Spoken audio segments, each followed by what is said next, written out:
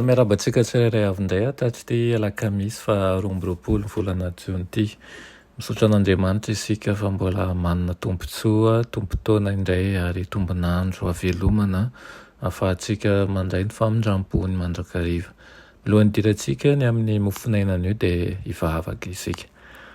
Andriamanitra ty anay io, mbola misaotra anao izay efa nomenao an'izao maraina izao indray ahafahanay mandray ny fahasoavanao. Ngataka aminao izay mba ny amelanao ny elokay rehetra, miezaka manao ny tsara izay nefa tsy tomombana avokoa, koa mangataka ny fanainao masina hitaridalana anay. Aminaran'i Jesosy, amen. Lohatenin'ny mofonainantsika androany dia manao hoe mpitarika avy any an-danitra. Mpitarika avy any an-danitra nalaina amin'ny Isaia 30:1-20 manao hoe ny sofinao dia andreteny ao ivonao manao hoe ity ny lalana ka andehano. Amen. Ireo izay miezaka mananateraka ny asa amin'ny eran'ny tenany dia azo antoka fa tsy mba omby mihitsy. Raha ny fahaizana fotsiny manko dia tsy ampy hamendrika ny olona iray hitana toerana amin'ny asa ary tsy ampy hahatonga azy hanana fahalalana an'Andriamanitra. Iverana izy ilay nolazain'i Paoly momba an'izany ozy izy hoe fa Kristy tsy naniraka ahy hanao batisa fa hitory ny filazany tsara, tsy tamin'ny teny fahendrena fa ndao foana ny hazo fijalian'i Kristy fa ny teny ny amin'ny hazo fijaliana dia fahadalana amin'izay ho very fa herin'Andriamanitra kosa amintsika izay ho vonjena. Aiza ary ny endry, aiza ary ny mpanora-dalàna, aiza ny mpiady hevitra avy amin'izao tontolo izao, tsy nampidian'Andriamanitra ho fahadalàna va ny fahendren'izao tontolo izao, fa satria na dia miseho aza ny fahendren'Andriamanitra ny fahendrena dia tsy mahatonga an'izao tontolo izao halalan'Andriamanitra ka dia ny fahadalan'ny fitorian-teny no sitrak'Andriamanitra hamonjena an'izay mino ozy izy. Nandritra an'ireo vanim-potoana ny aizina mifanesy atao anatin'ny aizin'ny fanompoan-tsampy dia navelan'Andriamanitra hanandrana hitady an'Andriamanitra amin'ny alalan'ny fahendren'ny tenany ny olona.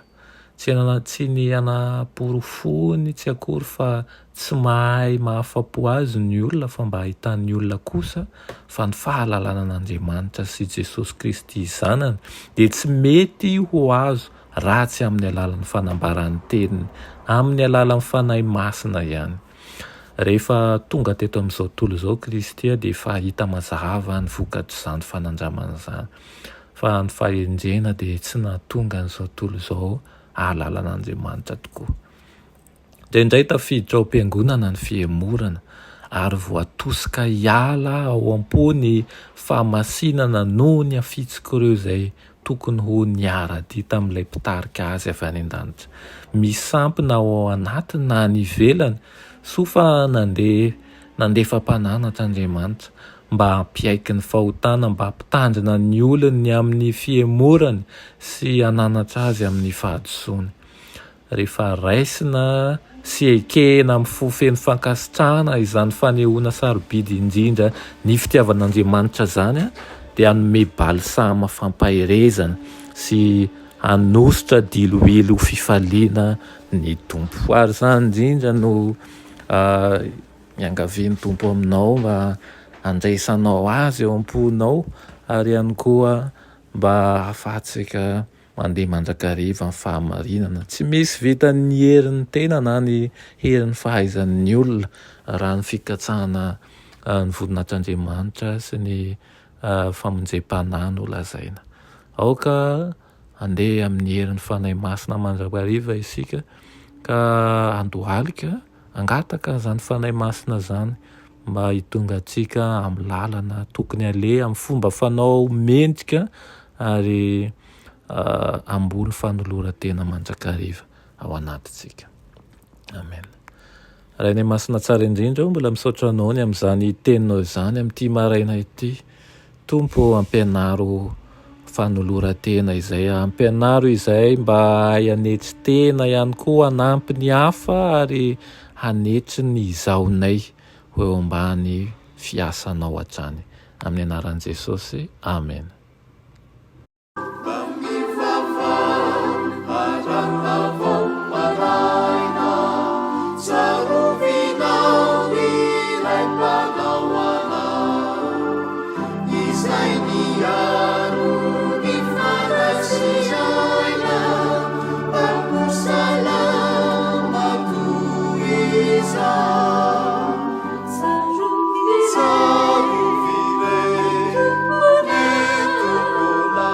sempre a